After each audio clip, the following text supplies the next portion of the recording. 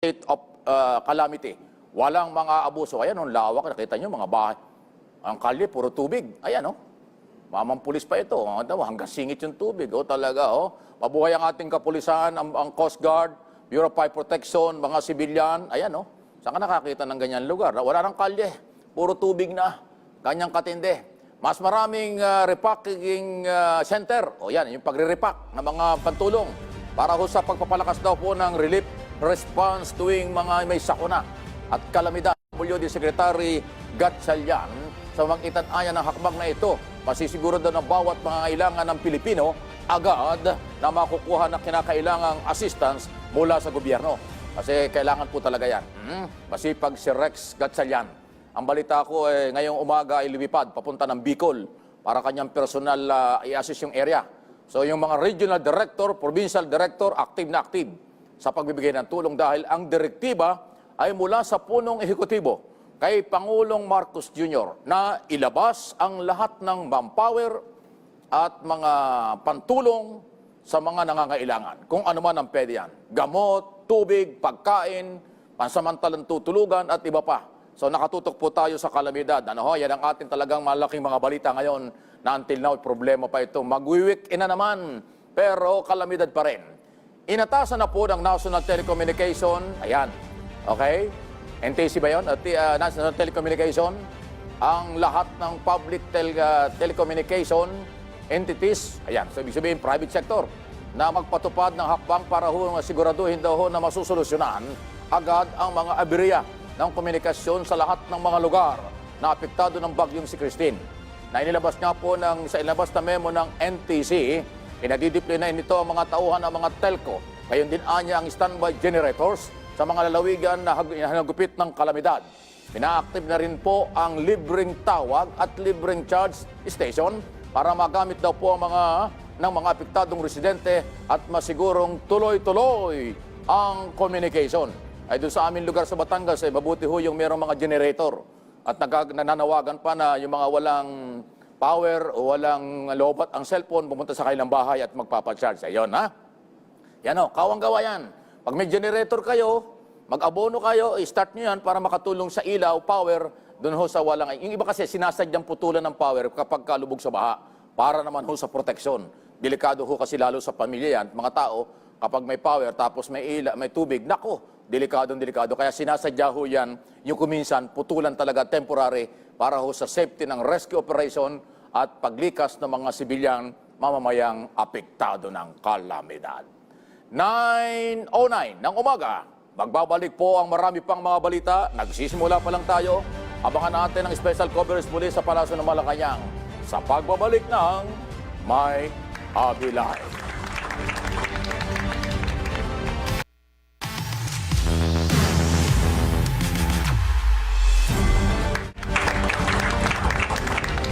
Balik tayo sa ating mga balita dito po sa Mike Abilay. Tiniyak ngayon ng National Food Authority, NFA, na may mga handa ito anyang sapat na supply ng bigas para ho sa emergency at relief operation sa mga lalawigang nakaranas daw po ng epekto ng bagyong si Christine. Ayon kay NFA Administrator Larry Lacson, inatasan nito ang lahat anyang regional office na maging alerto para ho sa anuman na request ng mga apektadong local government unit. Pinatitiyak din anya ni Lacson sa mga regional office pa rin na walang mga warehouse na maapektuhan ng kalamidad, walang bigas anyang mababasa. Ayan, ibig sabihin, may warehouse kayo o wala, dapat ang bigas hindi mabasa. Kasi ang bigas pag nabasa, nabubulok yan. So ayan po, kailangan mataas ang lagayan yan, mataas ang warehouse. Pwede bang hiramin muna yung safe house ni Inday? Naalala ko yung warehouse to safe house Kasi ang NFA kulang sa warehouse. Pero ang Office of the Vice President, mukhang maraming safe house na ginagastusan ng 250,000 pesos per night. 16 million sa loob ng ilang araw lang. Baka pwedeng mahiram muna, Madam Vice President, pera muna ng iyong safe house, paglalagyan lang ng bigas ng National Food Authority kasi may baha Total lang ibinayad naman yan, sabi nyo ay pera ng bayan. Yan ang sabi nyo, ginastusan niyang 250,000 per night na pera ng bayan. Yan ang sabi nyo sa Congress Ang COA ang may sabi niyan, at saka yung inyong mga tao. Kaya baka sa panahong ito, pwede namang hiramin muna. Warehouse o safe house to warehouse. Ayan, di ba? Alam nyo, nagbibiro tayo. Yan talagang totoo eh. Gary, may report mo na si Gary Carillo. Ayan, Radyo Pilipinas. Napakinggan natin kahapon ito, mga pamilya daw ho. Nilikas ho dahil nga ho sa banta ng lahar sa Albay. Ito naman, lahar nga ito. Tumanggap din ang tulong mula sa DSWD. Narito ang live report. Tumanggap na nga ng tulong mula sa Department of Social Welfare and Development Bicol ang mga pamilyang inilikas dahil sa banta ng lahar sa gitna ng pananalasa ng Bagyong Christine sa lalawigan ng Albay. Tumanggap ang mga residente ng family food box na naglalaman ng mga pangunahing pagkain at pangangailangan sa pang-aaraw-araw. Nasa 520 pamilya o katumbas ng 1,166 na individual mula sa 2 barangay sa Ginubatan, Albay na nasa 8 km permanent danger zone ng Bulkang Mayon ang tumanggap ng family food box at non-food items mula sa DSWD. Ayon sa Ginubatan MDRRMO, inilikas sa mga evacuation centers ang mga residente bago ang kasagsagan ng pananalasa ng Bagyong Christine.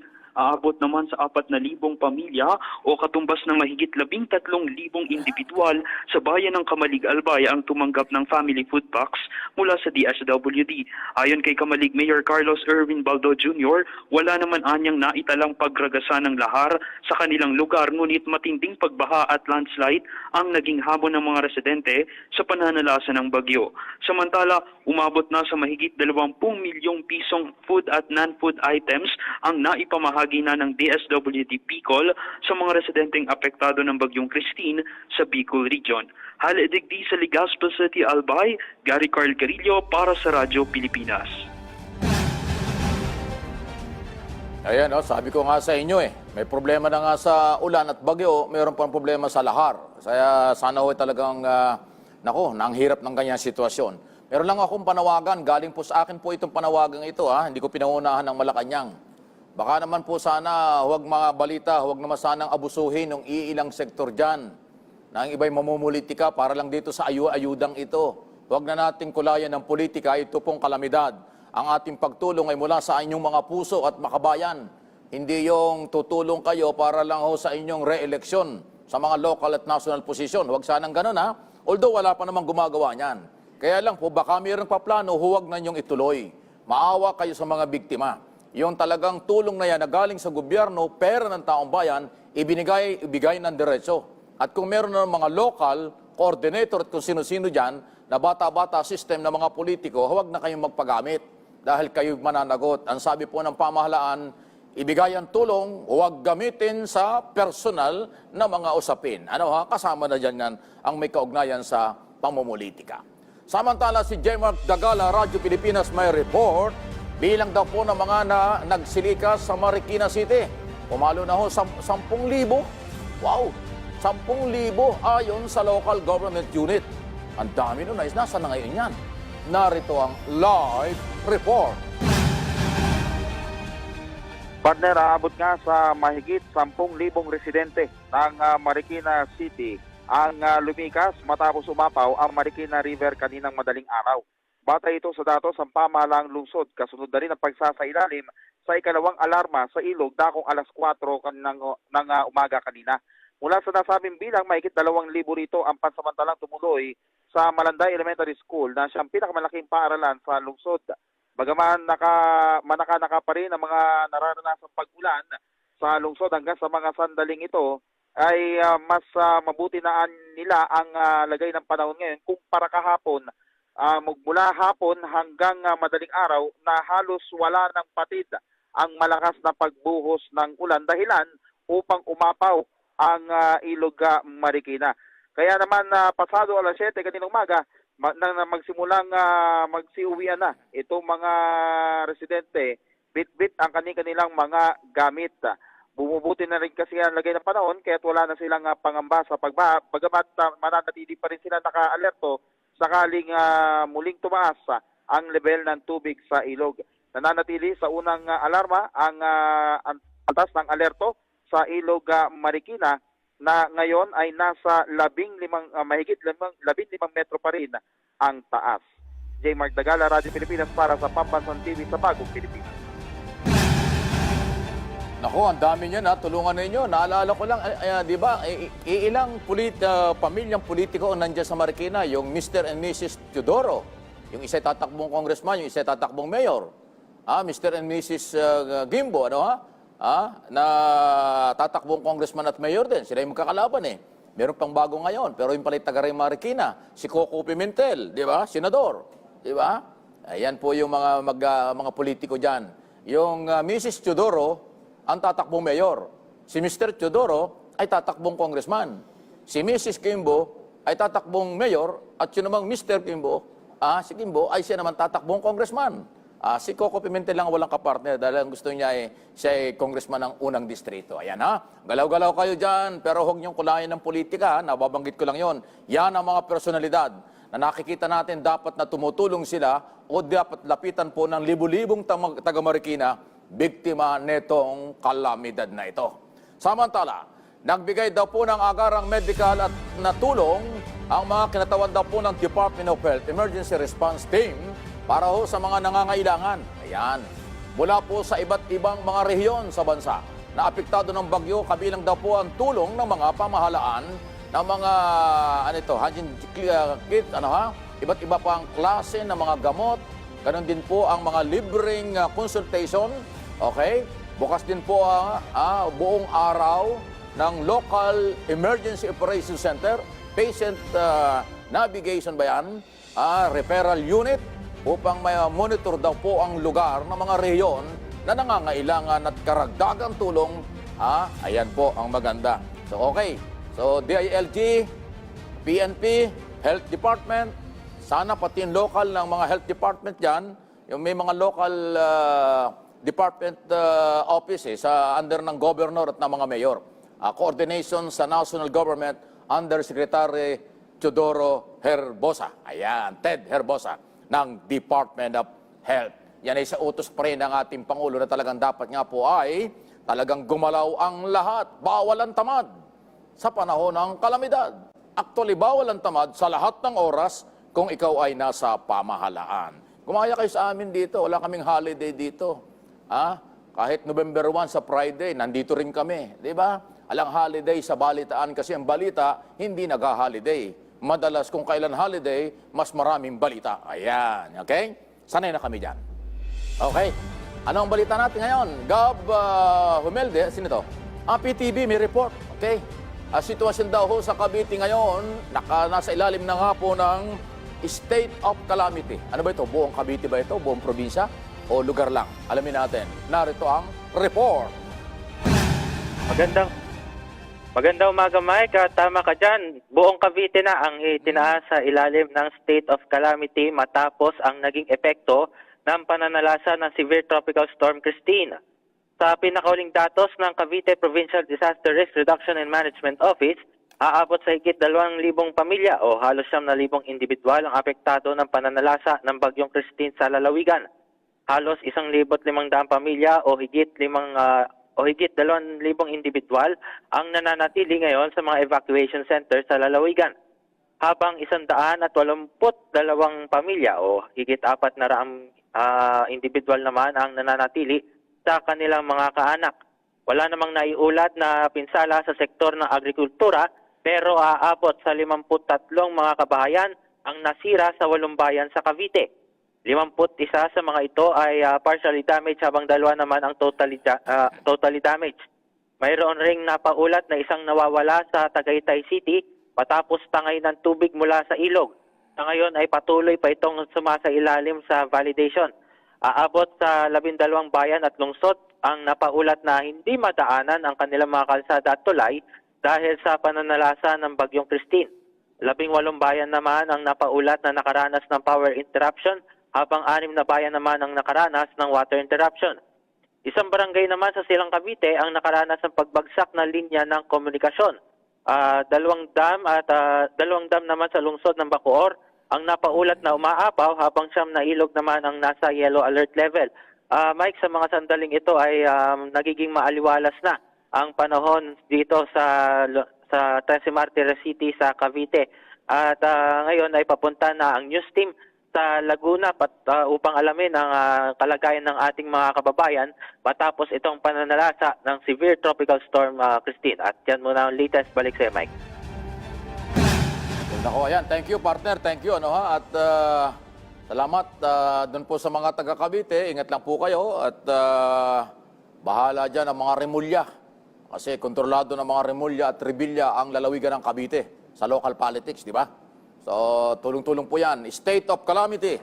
Hindi lang ho dyan. Sa ibang mga lugar, ganun din. Ibig sabihin, meron ng authority ang mga local government gumamit ng calamity fund. Yan po yung isang layunin yan. Pag state of calamity, gamit ang local calamity fund at kukontrolin ang presyo ng mga bilihin. Walang aabuso. Ang aabuso, pwedeng kasuhan. Ang mga negosyante, pwedeng ipasara ang kanilang negosyo. Yan ang authority ng state of calamity. Ang aabuso dyan, mananagot. Grabe yung iba, gumagawa ng gano'n. Tulong-tulong po tayo, tulong-tulong lahat. Pati yung mga hindi naniniwala sa gobyernong ito, kung ano yung dahilan, tumulong na rin kayo. Hindi yung puro negative pa rin. Lalo na yung mga, kumusta na yung mga baser? Kumusta na yung mga troll? Naghahanap buhay pa rin kayo kahit may kalamidad? Tumulong na lang kayo sa biktima ng kalamidad kaysa sa kayo ay kung ano mga sinasabi sa ating gobyerno sa mga naggumagawa ng kabutihan sa ating mga mamamayan. Ayan, Paki na lang po. Medyo iwas muna kayo ng hanap buhay. Magkano ba ang bayad sa inyo? Per comment ba yan? Per hour ba yan? O per day? Magkano ang income ng mga baser at troll? Kaya hindi kayo muunlad. Lagi na lang kayong ganyan ng buhay Kasi ang ginagawa nyo ay galing sa hanap buhay nyo ay hindi maganda. Okay? Pagpapatupad po ng number coding scheme, ayan, expected natin ito. Suspendido na nga po. Ngayong araw na ito, October 20. Dapat isang araw pa ito. At hanggang bukas, tuloy-tuloy na ito. Biyernes, dahil nga ho sa patuloy na pag-ulan ayon sa MMDA. So asahan na natin ito. 3 araw na yan. Pero ngayon lang ho talaga nagkaroon ng formal announcement kasi nung 2 araw mukhang okay pa. Pero ngayon wala na, tapos papasok ang weekend. So ayan, mahaba-haba na namang galawan ang mga kababayan natin. Maraming mga taga Metro Manila ang baka uuwi ng probinsya dahil aalamin nila kung ano ang sitwasyon ng kanilang mga bahay, ng kanilang mga ari-arian at pamilya. Hindi maiwasan yan. Kaya mamaya, pag medyo gumaganda-ganda ng panahon, marami talagang luluwas na baylad nakakauwi ng mga probinsya. Pero kung malalayo, medyo baka hindi muna. Okay? Pero mukhang wala naman natang report na malalaking mga kalye na mga highway ang nawasak. Mukhang merong okay ang transportation. Ayon sa DPWS, iilan naman na mga lugar ang pwede sigurong may problema, maliban na sa tubig baha. Pero yung pagkawasak ng kalye at mga tulay, wala naman ganong kalalaki. Ang problema lang, habang may tubig ang kalye, abay mahirap magbiyahe yan. Ingat po kayo. Mahigit 11,000 na pasahero apektado at kanselasyon nga po ng flight kahapon sa Ninoy Aquino International Airport. Nako, ito na. Libo-libo rin pasahero din ang stranded sa mga pantalan. Ayan ang problema. Malamang, pati sa mga bus terminal, ganun din. Basta may galawan na mga pagbaha at masamang panahon, laging apektado ang public transportation, maging pribado. Expected natin yan. So yung mga na-stranded sa airport o kaya sa mga pantalan, huwag kayong mag-alala, ginagawa ng pamahalaan na ayusin ito. Pero bago tayo mag-break, sandali, naayos na ba sa airport yung kapalpakan ng isang araw? Kasi meron hong problema ng isang araw, wala pa yung bagyo, mula nung Tuesday. Yung mga bagahe ng mga pasahero, hindi daw nakakarating sa pupuntahan. Yung iba naiiwan sa airport. Yung iba nawawala kasi sirado yung machine. Naku, meron naman problema sa airport. Sana ayusin, ang hirap nung magbibiyahe ka. Sa abroad, pagdating mo dun, wala kang pamalit, wala kang bagahe. Hindi mo nakasama dahil naiwan sa airport. O yung iba naman, hindi ko alam, pati incoming, outgoing, na mga pasahero nagrereklamo dahil nga ho sa pagkaantala na naman, meron daw technical problem na naman, baka human error na naman ito sa airport. Huwag naman na ilagay natin sa kayahiya itong ating gobyerno. Bagahe lang, nai-stranded pa or naiipit pa dyan sa airport. Pakiayos lang naman po, kasiraan niya sa ating pamahalaan Hindi naman ho kasalanan ng national government yan. Kasalanan niya ng iilang tao. Kaya ho kayo magagalit mga taga-airport. Pag hindi brown out, pag hindi kung ano-ano dyan, ngayon pati bagahe. Isipin mo kung kayo yung magbibiyahe, tapos yung bagahe nyo hindi naman dumating. O anong pamalit mo? Anong galawan yan? Ay, nako talaga. Pakiayos naman ninyo, Magpapasko na, mas maraming pasahero, mas maraming bagahe, ang papasok lalabas ng bansa. Kung ganyan ang ginagawa nyo, kapalpakan, abay, hindi maganda yan. Okay, magagalit ha? Pero kung magalit kayo, bahala kayo sa buhay nyo. 9:33 ng umaga at break muna ulit kami. Magbabalik pa ang mga balita sa May Abilay.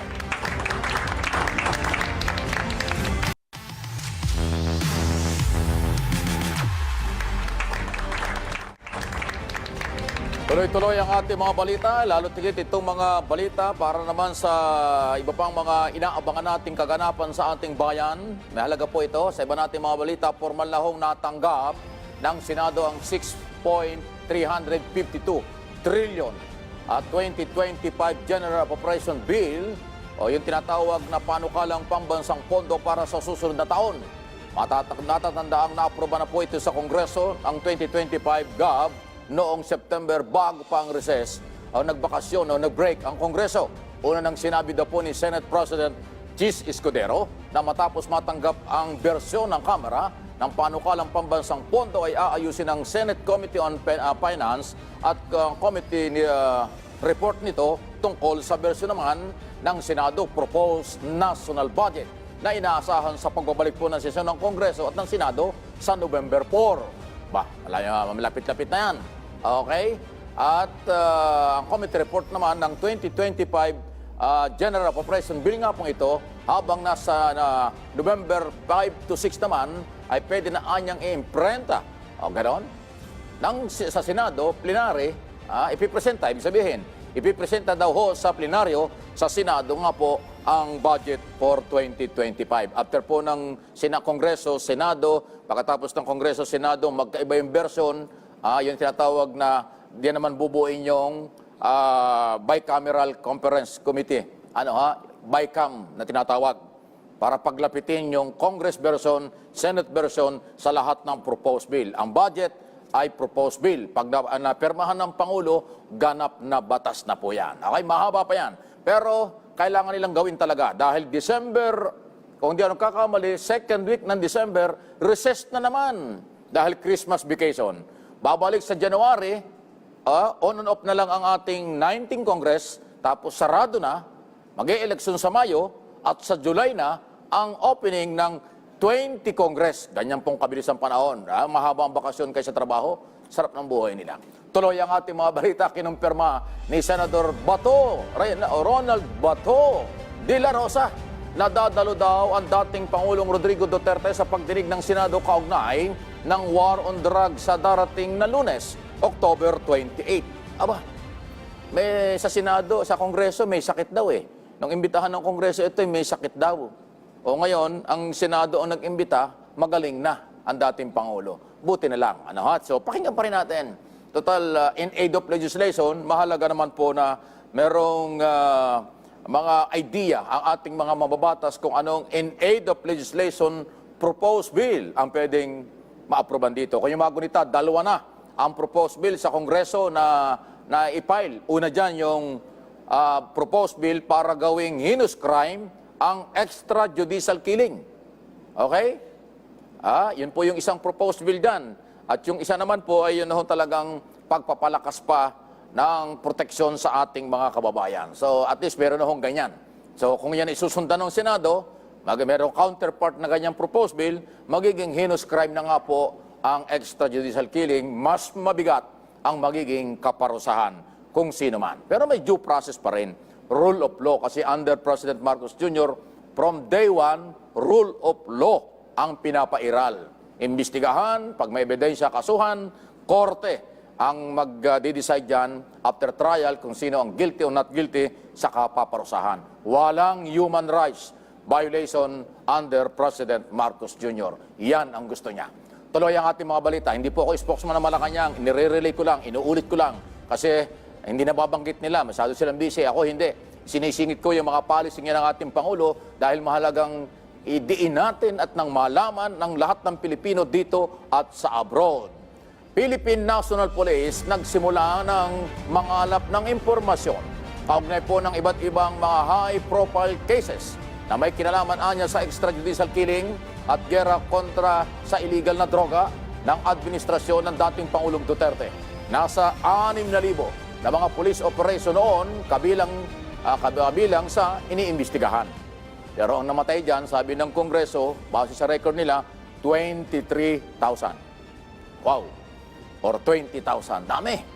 Paano ang buhay no? Kaya pala hanggang ngayon ay yung iba hindi pa ho talaga matanggap ang sitwasyon. Umiiyak pa rin sa tuwing maalaala ang malungkot, masakit na nangyari sa kanilang pamilya na yan ay gising na gising ang katotohanan sa Quadcom public hearing sa Kongreso nga. Okay? Tuloy ang mga balita. 9:43 ng umaga, pinuri daw po ni Executive Secretary Lucas Bersamin ang mga ahensya ng pamahalaang lokal at pulis sa pagkakadakip daw po ng isang hinihinalang tulak ng illegal na droga at pagkakasamsam ng mga drug-related paraphernalias sa San Miguel, Maynila. Bah, sa gilid ng Malacanang yan. Ibig sabihin yan sa San Miguel, Barangay San Miguel. Ayon sa opisyal, binibigyan din daw po ng matagumpay ang operasyon ito at walaan niyang humpay ang pagpupursige ni Pangulong Ferdinand Marcos Jr. at ang kanyang administrasyon na puksain ang illegal na droga sa bansa. Nahuling tulak na drogas ay patunay na pagiging seryoso ng administrasyon na masawata ang at operasyon ng illegal na droga dito sa ating bansa. Ayon kay Executive Secretary Lucas Bersamin. Ayan. Napanood ko nga yan tama po yan. Ano ha? Yung bahayag na yan. San Miguel, yan lang po yan sa may Mindiola di ba? Yan lang, alam mo yung San Miguel Compound, Complex, yung Malacanang Complex, malawak yan. Doon sa kabila, doon mismo yung palasyo ng gobyerno, Office of the President. Tapos ang likod noon, Pasig River. Yung harap nito, yung ano bang kalye? JP Rizal ba yun? Ano bang kalye yan? Residential, commercial. So yun yung San Miguel. Barangay San Miguel, San Miguel area. Diyan sa Mindiola, Ligarda, magkakatabi lang yan. So yan po, kabisado natin, University Belt area po yan. So residential, commercial, doon nangyari. Okay? Para lang malinaw. At wala talagang makakalusot dahil ang lokal na pamahalaan ng Maynila at pulis ang nagtrabaho, timbog, huli ang pinaghihinalaan. Noong isang araw sa pagdinig nga po ng Senado tungkol sa mga kaso namang kinakaharap ng kontrobersyal na si Apollo Kibuloy, sinabi ng Department of Foreign Affairs Enrique Manalo na sa kanya ay wala pang formal na natatanggap ang Pilipinas sa extradition request mula sa Estados Unidos. Matatanda ang may kinakaharap na sex trafficking, cash smuggling cases si Kibuloy sa US. Idineklara itong wanted ng Federal Bureau of Investigation o FBI mula pa noong taong 2021. Ayan. So, ayun, ang balita. Wala pa. So, ibig sabihin yan ay wala pang pag-uusapan. Haharapin muna ni Kibuloy ang kanyang iba't ibang mga kaso dito, lalo na yung nakaraang hearing, may bagong complainant. Grabe talaga. Totoo ba yun? 200 ng lupit mo, kuya. 200 babae? Totoo ba yun? Abay, CIA, hindi po yan, hindi yung balitang kanto lang Yan po ay base sa initial investigation ni General Torre at ni Colonel Marantan. Si General Torre ang director ng CIDG. Si Colonel Hansel Marantan ang Chief of Police ng Davao. Ang sabi nila, more or less, sa initial investigation, 200 babae umano ang nagmasahe kay Apollo Kibuloy. Sarap naman ang masaheng yan. Hindi ka man lang nagbigay sa iba. Sinulo mo naman yan, kuya. Kung totoo yan, inuulit ko, yan ay on record sa Senado, on record sa CIDG. At ito pa yung matindi, sinabi ni General Torre. Continuous pa ang investigasyon. Marami pang complainant na inaasahan sila. Kasi ang sabi, 200 hanggang 1,000. Wow! Ang dami naman nun. Baka magkabali-bali ang buto ng mamang ito. Sa tindi naman dami na magmamasahe, 1,000 magmamasahe sa kanya. Ay lahat ng ugat gigisingin. Lahat ng ugat ay talagang hahatakin. Ganun ba yan? Ang lupit naman. Yan ay kung totoo ang sinasabing initial investigation ng CIDG. Under General Nicolas Torre ang magiting, matapang at may pusong pulis at general ng PNP. Ayun, okay? O yan mga baser, gising na naman. Bahala kayo sa buhay nyo. Tiniyak ng Department of Agriculture o DA ang tulong daw po na ilalaan para ho sa mga magsasaka na apektado ng pagtama ng bagyong si Christine pa rin. Ayon sa DA, kabilang sa inihahanda nito ang 80 pesos 80.21 million pesos. Ayun, halaga ng agricultural na input anya na kinabibilangan daw po ito ng binhi para daw po sa mga livestock na mula sa regional office. Ayan, nito sa Cordillera Administrative Region o CAR at Central Luzon, Calabarzon, Mimaropa, Bicol at Eastern Visayas. Naku, ang lawak niyan. So hindi lang pala buong Luzon, pati ang Eastern Visayas kasama. Yung katabi ng Bicol. Ayun, ganyan kalawak. Mimaropa, Mindoro Oriental, Mindoro Occidental, Marinduque, Palawan, Romblon. Yan po yung Mimaropa. Yan yung Region 4B. Yung Region 4A ay ito pong Calabarzon. Yung Cavite, Laguna, Batangas, Rizal, Quezon. Ayan, yun yung Calabarzon. Dalawa ho, napakalaki ho kasi ng Region 4. Kaya yan inahati. Yung nasa kabila, tatawid ng dagat, yan yung Mimaropa at Region 4B. Ayun, okay? Ayan. Samantala, as of 6 a.m. kanina, ngayong Biyernes, October 25, umabot na ho sa mahigit 111 million ang kabuang halaga ng humanitarian assistance na ipinamahagi daw po ng Department of Social Welfare Development or DSWD sa mga rehiyon sa bansa na apektado ng bagyong Christine pa rin. Ayon sa DSWD Secretary Rex Gatchalian, pumalo naman po sa 150,752 ang pamilyang food pack, yung mga family food pack na ibinahagi daw po ng ahensya, habang 3,231 naman ang non-food items na inihatid sa mga apektadong lugar sa bansa. Ayan, kaya binalikan natin kasi yan yung pinaka tinututukan talaga ang operation pagbibigay ayuda at tulong sa mga binaha. Ayan, ayos. Nako, hindi ho umabot yung event sa Malacanang. Hindi naman natin kontrol ang oras. Ako, baka humaya-maya. Ang balita ko ay hindi lang isa o dalawa. Basta sunod-sunod yung mga events ng Office of the President diyan sa Malacanang Palace, kung saan man, pero hindi umabot sa ating oras. Ganun talaga eh. Hindi natin kontrol yan. Basta, natapat sa oras natin, papasok sila. Pero wala pa. Magpapaalam na tayo sa susunod na program na lang. Ay, ganun kasimple. Happy weekend! Ano po sa ating lahat at higit sa lahat, kung nabiting kayo sa ating pagsasama ngayong umaga, hanapin nyo ako doon sa aking mga channel. Mike Abe Opinions, YouTube at Facebook yan, at saka ho yung MA Pinoy TV. Nandun po ako, halos 24 hours din, kaya nabibiting kayo rito. Okay? Lalo na pagka-weekend, kasi wala tayong dito sa television pagka-weekend. Samantala, eto na. Ang 2 buwan na lang, 61 days na lang, Pasko na. Ingat pa rin po tayo sa bagyo at mayroon pang papasok na LPA, mayroon pang pangalan Leon. Naku, talaga naman. Hanggang dito na lamang po ang ating mga talakayan. Magkita-kita tayo sa Lunes na dito sa PTV4, Radyo Pilipinas, IBC 13, Facebook page, Mike Abe Live sa Pambansang TV. Sa bagong Pilipinas, salamat po!